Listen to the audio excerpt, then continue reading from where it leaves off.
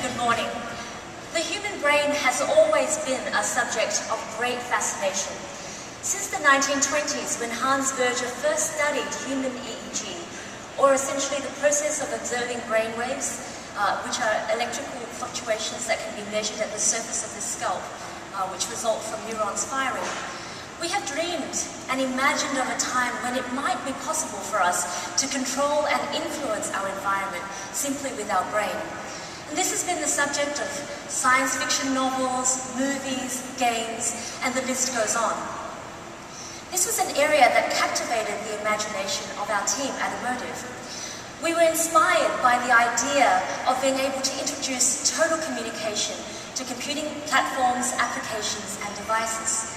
Because up until now, our communication with machines has always been limited to conscious and explicit forms, whether it's something we do every day like turning on the lights with a switch, or more complex things like programming. We have always had to give a command, or even a series of commands to a machine in order for it to do something for us. Communication between people, on the other hand, is a lot more interesting and far more complex, because we take into account so much more than what is explicitly expressed. We observe facial expressions, body language, and we can intuit feelings and emotions from our dialogue with one another. And this forms a large part of our decision-making process. So our vision is to introduce this whole new realm of human interaction into human-computer interaction, so that computers can understand not only what you direct it to do, but it can also observe and respond to your facial expressions and emotional experiences. And what better way to do this than by interpreting the signals naturally produced by our brain, our Center for Control and Experience.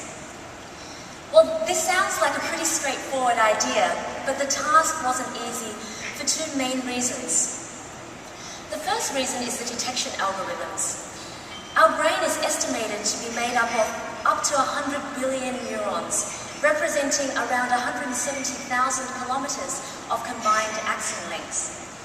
When these neurons interact, the chemical reaction emits an electrical impulse that can be measured.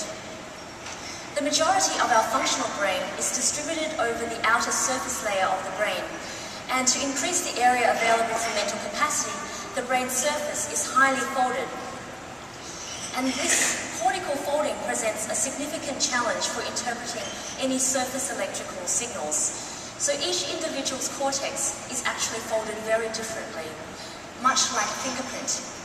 Even though a signal may come from the same functional part of the brain, by the time the structure has been folded, its physical location is very different between individuals, even identical twins. So there's no longer any consistency in the surface signals. Our breakthrough was to create an algorithm that unfolds the cortex so that we can map the signals closer to its source, and therefore making it capable of working across a mass population of users.